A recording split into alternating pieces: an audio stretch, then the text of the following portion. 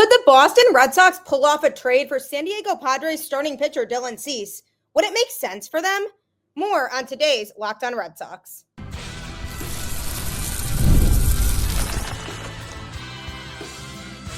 You are Locked On Red Sox, your daily Boston Red Sox podcast. Part of the Locked On Podcast Network, your team every day. Hello and welcome to Locked On Red Sox, your daily Boston Red Sox podcast, part of the Locked On Podcast Network, your team every day. I'm your host, Gabby Maljanian, former ESPN social media associate and current host of the Boston Balling podcast as well. And I am here to bring you the latest in all things Boston Red Sox Monday through Friday straight to your favorite podcast feed, and it's all free. So you might as well tune in because Locked On is your team every single day. Today's episode is brought to you by FanDuel. Right now, new FanDuel customers can get $150 in bonus bets if your first $5 bet wins. Download the app or head to FanDuel.com today. Hello and welcome to the show where the Red Sox roster got even better last week when they added free agent infielder Alex Bregman. I'm going to be talking a little bit more about him and the vibes with the Red Sox now that he is down at spring training. Also going to be talking about the Red Sox playoff and World Series chances now with him on the roster. But first, we do know that the Red Sox do have a couple areas that could be seen as areas of need still on their roster. One of those being the catching situation. Yes, they really like Connor Wong. He likely is going to be the starting catcher, but the backup catcher situation still remains a question mark. And we're all sitting here wondering who is going to be the backup catcher for Connor Wong. And is it going to be somebody who's reliable? Is it going to be somebody that they brought in this upcoming offseason that they are hoping will contribute at the major league level? So lots of questions there. And also with the pitching situation, who is going to close games? Now, speaking of closers, the Padres have been floated around among teams and among Major League Baseball as having rumors of moving pitchers. Now, one of those pitchers is starting pitcher Dylan Cease, a guy who was very solid for San Diego last year, and he pitched in the playoffs for them and had 2 starts, but didn't exactly go as planned in the second one because he got bumped up a day and started on shorter rest, and that backfired on the Padres. So if he didn't have the short rest, you have to wonder if his next performance would have been better or not. So he is a starting pitcher who would obviously undoubtedly make the Red Sox rotation better. If you add Dylan Cease in, then you have a rotation that consists of some combination of Garrett Crochet, Tanner Houck, Dylan Cease, Walker Buehler, and probably Brian Bayo. Those would most likely be your 5 starters. And if you want to slot in Lucas Giolito and give him a chance, then you go with a 6-man rotation and have him be the 6th starter, because Cutter Crawford is somebody who is dealing with an injury right now. And it's an injury that could end up having him miss the season. So then you are down a starter there via him. So if you add Dylan Cease to the mix, you can still go with the 6-man rotation that you were talking about, and it takes so much pressure off of Lucas Giolito, because at that point, if you add Cease in, Lucas Giolito does not have to be anything better than the number 5 or 6 starter in the Red Sox rotation, which is huge for a guy who's coming back from injury, didn't pitch all of last season, and a guy who is ready to come back and prove that he has what it takes to help lead the Red Sox to hopefully a championship. But it takes so much pressure off of him, and not knowing what kind of pitcher we're going to get when it comes to Lucas Giolito. So adding Cease in would undoubtedly make the Red Sox starting rotation one of the best in the AL. And if everything goes to plan for them right now, even if they weren't to make a move for Cease, even with their rotation as is right now, they still have a very solid rotation as long as people stay healthy. Talent and lots of arms who can go in there and contribute at a very high level. But if you put Dylan Cease in there, based on the other moves that the Red Sox made this offseason, I don't think it would be very difficult to say the Red Sox should easily be the favorite to win the AL East. Dylan Cease is that good of a pitcher. He put together some really solid stats in 2024, pitched to a 3.47 ERA with a record of 14-11. Over 33 games started. So he pitched 189.1 innings. So basically this means that on average, he pitched into the sixth inning in the majority of his starts. On average, he was getting pulled with 2 outs in the sixth inning, but that is still very deep. And with the Red Sox rotation that worries a little bit about getting innings from their starters, Cease is somebody who could pitch deeper into games and provide that volume of number of innings needed if you're a Red Sox starter. So that's a pro to bringing in Dylan Cease, is that he'll give you the innings and he genuinely is very productive. I'm not just saying that as an optimistic production. We've seen him be super productive throughout the course of his career. And during the 2024 season with San Diego, he gave up 137 hits, 80 runs, with 73 of those being earned runs. He gave up only 18 home runs and walked 65 batters. He also recorded 224 strikeouts. So he gets a lot of swings and misses and doesn't give up the home run ball a lot. The good thing about that is that the Red Sox struggled last year with giving up home runs. Nick Pivetta, who is not on the team anymore, gave up quite a few home runs, and Cutter Crawford, who knows what is going to happen with him in 2025, but he gave up lots of home runs too. And Brian Bayo had his fair share of giving up home runs as well. So you want to bring in a guy who doesn't give up a lot of home runs at a crazy rate. So that's another promising characteristic of Dylan Cease. So I am not doubting that Cease slotting into the Red Sox rotation would make them for sure a lot stronger. But the problem is at what price? Because with how good of a pitcher he is, the asking price would probably be pretty steep. Wilyer Abreu seems like a natural fit for the Padres with their needs right now on their team. So I wouldn't be surprised if he is a name that they ask for. If the Red Sox gave up Wilyer Abreu and ideally Masataka Yoshida too in the mix and got Dylan Cease, then I would 100% say yes, let's do it. But I'm hesitant to feel like what the asking price is would make it worth it for Dylan Cease to come to Boston, because of the fact also here that he's going to be a free agent after the 2025 season. And I feel like that is a factor in this when it comes to the Padres too, because they most likely are probably exploring some options for him because they don't feel like they can extend him, or maybe they don't want to, or maybe he's already expressed that he doesn't want to sign an extension with San Diego. So for all of those reasons, it makes sense for the Padres to maybe want to try to shop him, because the last thing they would want to do is have him hit the open market and then he goes elsewhere and they get nothing in return for him. So because of the fact that they are thinking about him being a free agent, they're probably starting to think ahead and saying, okay, we don't think he'll sign an extension with us, so let's try to explore some options. And from the Red Sox standpoint, we can't be certain that if he comes to Boston, he would sign an extension here either. And I feel like with how particular the Red Sox have been about the moves they've made so far this offseason and even in the last few offseasons, I can't see them necessarily wanting to give up their entire farm system for a one-year rental of Dylan Cease. That's just not really how the Red Sox roll. And from what I'm hearing internally, the Red Sox are mainly checking in on Cease as more of a due diligence type of situation where they're saying, okay, obviously he's too good of a pitcher for us to not at least contact the Padres and get a sense of what his market is, more so than completely aggressively pursuing him. So I don't think there's a very high probability that the Red Sox sign him. And I don't feel like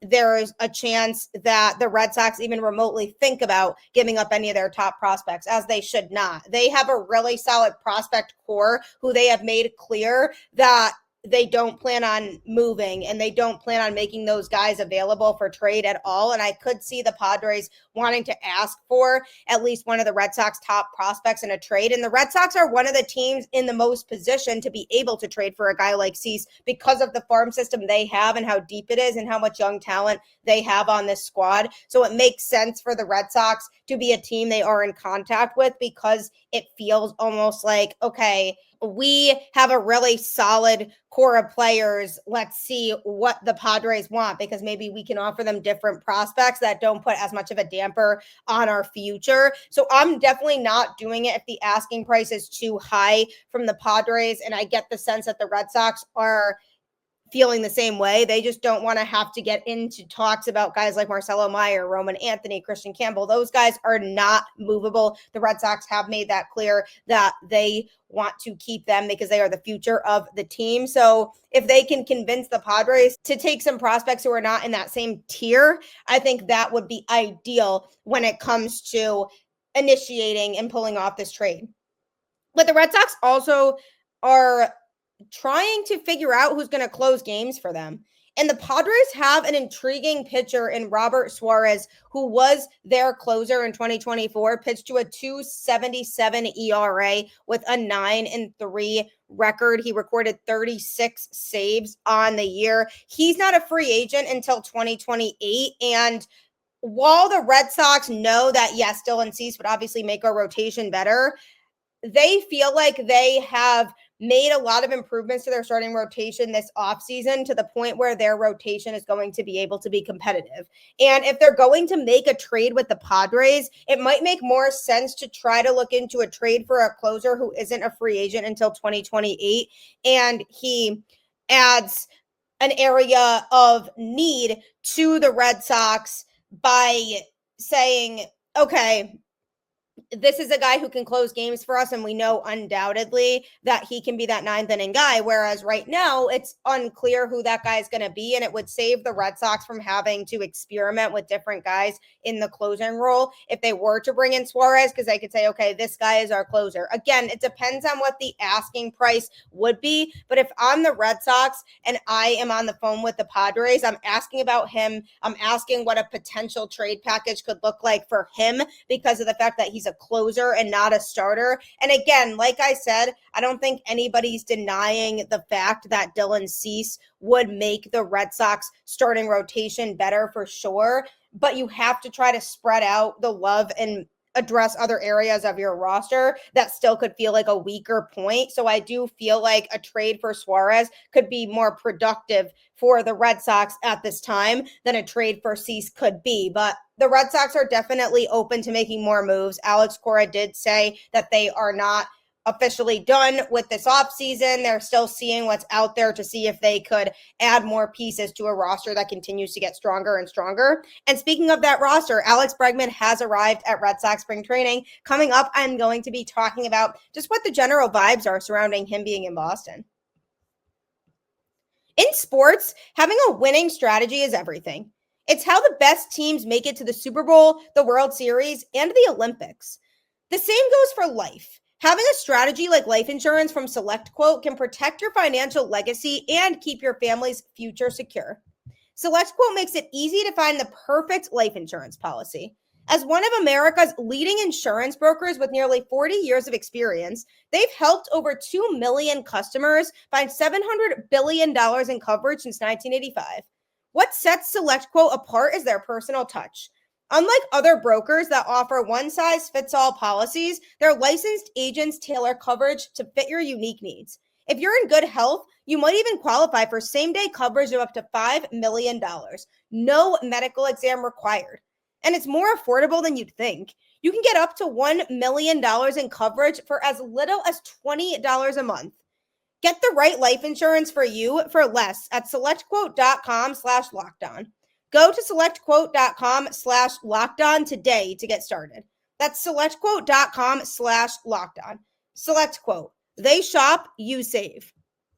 SelectQuote is a great resource for you to use, so don't waste time heading to there today and checking them out. The Boston Red Sox finally made a big move to sign a big name free agent, and that is Alex Bregman. How exciting is that? I still find it so cool to say Alex Bregman is a Boston Red Sox because sometimes I still have a hard time processing that because I still just can't believe the fact that he actually came to Boston and that the Red Sox actually dished out as much money as they did for him. If you go and check out my episode from last Thursday, I talked all about Alex Bregman signing with the Red Sox and what him being in Boston does for the lineup. And I am very excited about the idea of him being here. And he has officially arrived at Red Sox spring training. Alex Cora went up and greeted him personally when he got there over the weekend. Cora is so excited about the idea of Alex Bregman. For so long this offseason, Cora was saying that he wanted Alex Bregman badly. And there were some mixed thoughts in the front office on whether they should acquire him or not. And the main issue was that they just didn't want to commit longer term to him, which made a lot of sense because they have some young prospects in their system who they feel are going to be absolute superstars. So they didn't want to commit to this long-term deal with Bregman and have him roadblock some of the guys who are going to be their future. So him agreeing to 3 years for a lot of money per year seemed like a no-brainer to the Red Sox once he was agreeing to do that, because nobody in the front office was saying he wouldn't make the Red Sox a better team. It was just more they were hesitant about giving him this long-term deal. So I love the fact that he's here, and he did express that Dustin Pedroia is his favorite player, and apparently Pedroia called him multiple times and was really pushing for him to come to Boston. So we have him to thank for being the biggest reason why Bregman chose the Red Sox, because Pedroia kept calling him and convincing him that Boston is a good place to play. So again, another point for Dustin Pedroia, a well-loved player in Boston, just somebody who no Red Sox fan disliked, or really no baseball fan in general, I don't think disliked. So that's another reason why you should absolutely love Peavy. So loyal to the organization and said, we need to get Alex Bregman to Boston. So that was one of the biggest things that drew Bregman to wanting to choose Boston. And he said that when he got down to spring training and was able to start interacting with some of these Red Sox players, he was saying how he could tell this is a hungry group of guys that just wants to go out there and win and fight for a playoff spot. And he's somebody who I totally feel could make that happen, because you add him to a clubhouse that Walker Buehler is also in, both guys who know what it's like to win and are veterans. And I could see both of them going into the Red Sox locker room and saying, I'm not losing. We are going to win a championship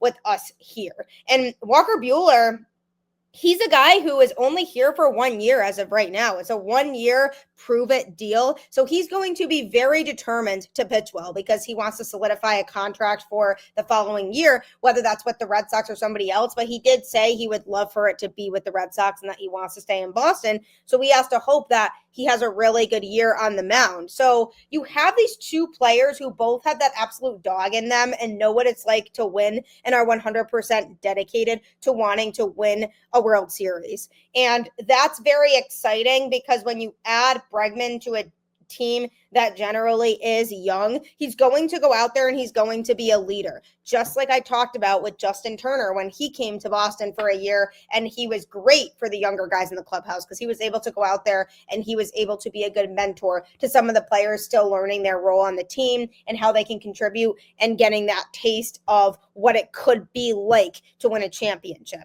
So I love the fact that Bregman is already down there embracing his new teammates, and you could see all smiles from a lot of the other players down there who just seem really excited to have him and are embracing him. And he's been so embraced by the fans in these last few days since the Red Sox signed him too. People are so excited. I've already interacted with so many people who have said they're going to purchase Alex Bregman Red Sox jerseys, which is very exciting. And to me, I love it. I love everything about it because to me, this move really can restore faith in the Red Sox and feeling like, okay, they are truly tired of losing like they said that they were. And when you go and you take a guy like Bregman and add him to this clubhouse, you're saying, yes, we are going to spend money when we want to. And I think if you're a guy like Rafael Devers, who has been around this team for a long time and has experienced a lot of frustration with the Red Sox organization the last few years, and he's even expressed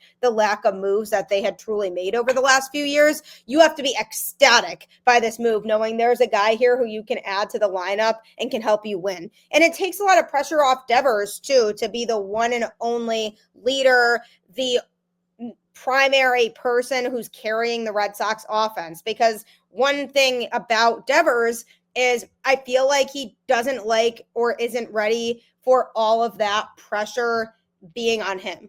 And one of the biggest things to remember is that if you take that pressure off of him and you have another guy in the Red Sox lineup who is an experienced team leader and is at the heart of past teams that he was on, you can take that and look at Devers and say, okay, now you have that guy who can be that number one ahead of him. And Devers doesn't have to be relied on as the guy, because Devers to me can always be relied on as one of the guys to contribute a lot offensively, and he will. Devers is going to have a good season, but I think he'll hit a lot better if he has this other player who is now being thrown into the mix and could be that leader for the offense. Because I could tell that Devers had something off in 2024. Granted, he was injured during the season and was trying to battle through that. But also, I think there was a lot of pressure for him that came with his new contract that he had signed, and feeling like he has to be the guy and not really feeling like the Red Sox had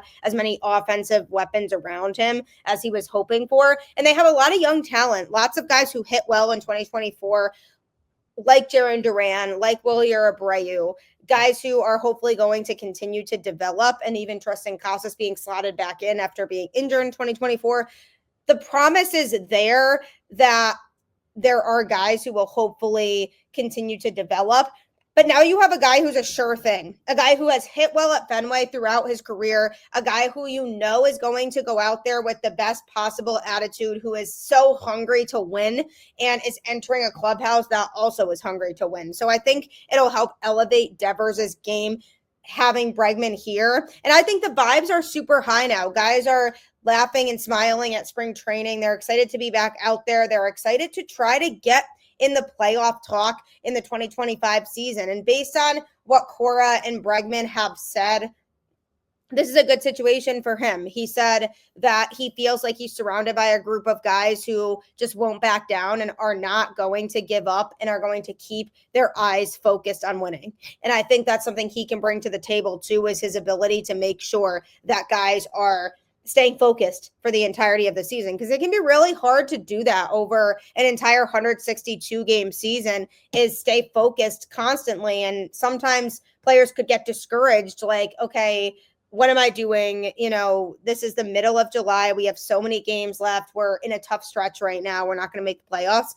I feel like it could be easy for players to resort to that type of mindset, but that's a mindset that I think Alex Bregman can help alter, because he's a guy who was constantly used to winning. He knows what it takes to have that mental stamina to say, okay, we need to keep going. We believe in ourselves. We can be a championship contending team. So that's one of the many reasons why I like him in Boston. It showed a video on Nesson of him putting on that Red Sox uniform for the first time in the locker room. And he just smiled from ear to ear, and he looked super excited. And he also looked really natural. And he was like, I'm ready to go. First time, let's do this. He's just hungry to go out there and make a difference to this Red Sox team.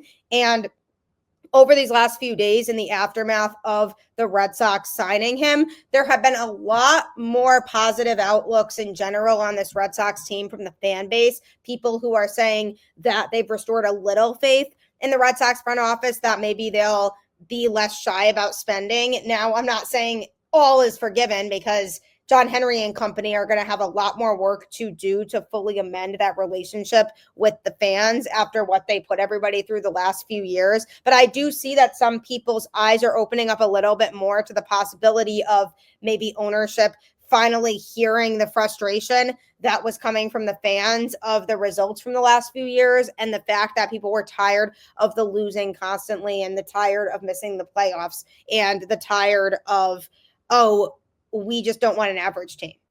I think the front office finally has awoken to that, and bringing Bregman here truly helps to enforce the fact that the Red Sox want to win now, because they don't make a move like that and spend that much money on him. If they don't want to win now, they would just continue to wait for their prospects. But this is we're confident in the prospects we have coming up, but we also want to compete in 2025. So here's a guy who can definitely help us do that. And he's also a guy who just speaks with a lot of wisdom and knowledge of the game and maturity. And I think some of the younger guys on the team can really benefit from that, from watching his interviews and kind of learning the way that he goes about his everyday business. He could serve as a role model for a lot of these younger athletes who are still very early on in their careers.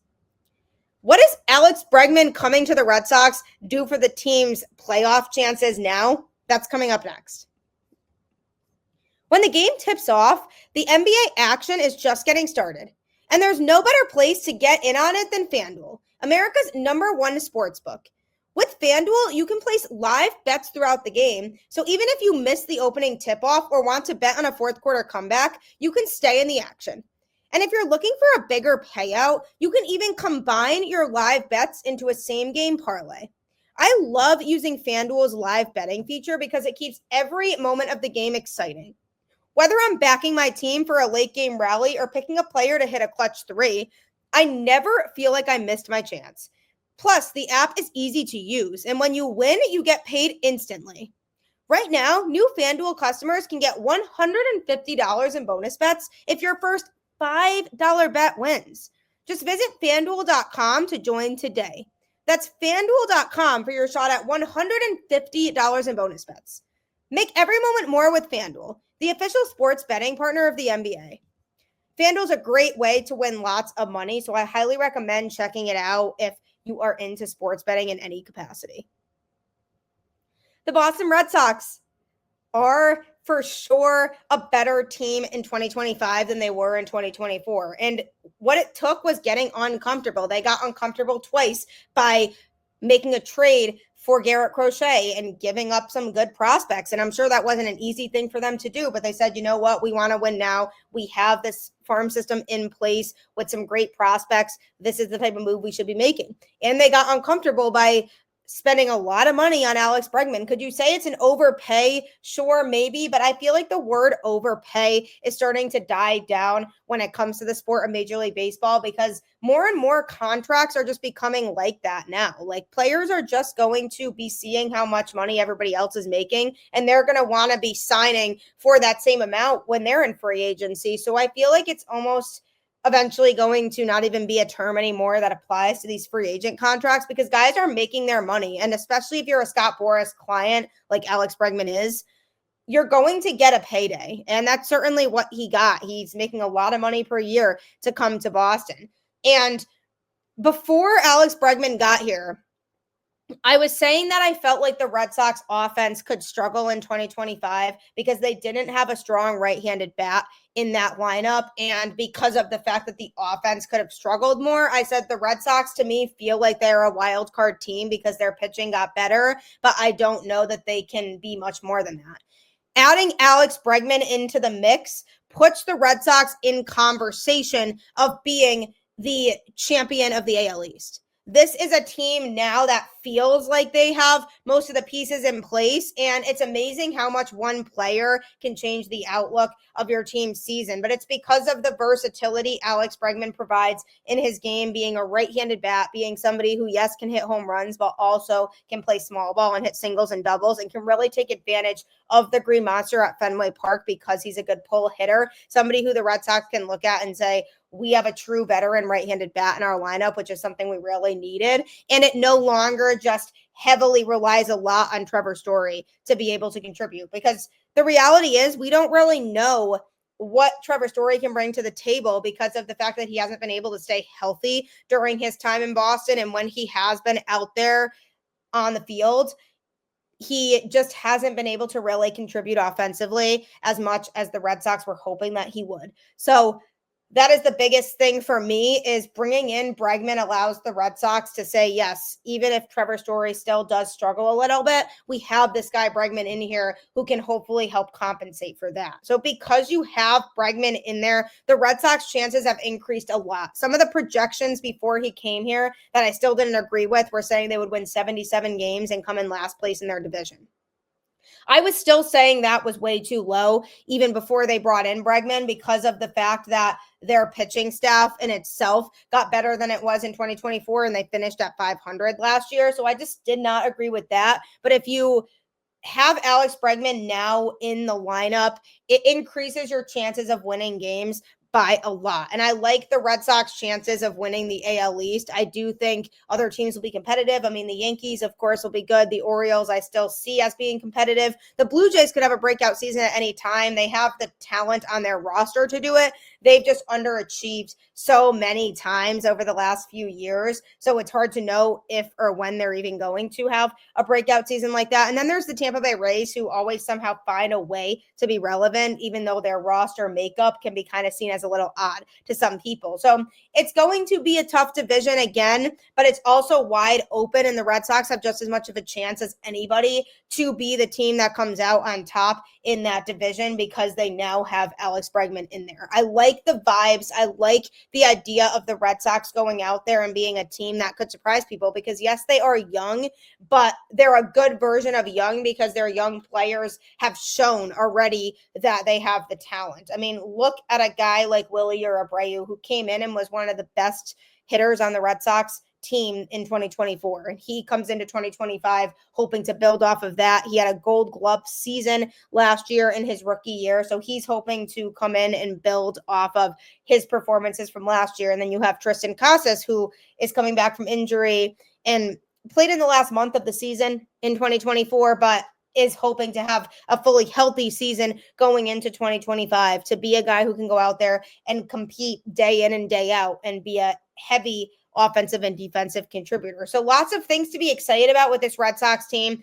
Getting Alex Bregman took the Red Sox for sure from being a team floating around 500 and maybe winning a few more games than that and getting into the wild card round because of the fact that their pitching was better, to now being a team that I can say, okay, the goal should be to win the AL East because they definitely have a shot to do that. So I really like where they're at. I like what this team is doing heading into 2025. Would love to see them make another move before the offseason ends. But even if they don't and their roster goes into opening day as it is, I'm very excited about where they're at, and I think the Red Sox have a genuine chance of being a team that could win their division this upcoming season. Thank you so much for tuning into Locked On Red Sox and making it your first listen today. You can tune into Locked On MLB with host Paul Sullivan, aka Sully, who will keep you up to date on all things going on across the league. So if you want to stay up to date with other Major League Baseball teams, you can catch his show on YouTube or wherever you get your podcasts right after this. As always, keep the faith, go Red Sox, and I'll catch you on the flip side.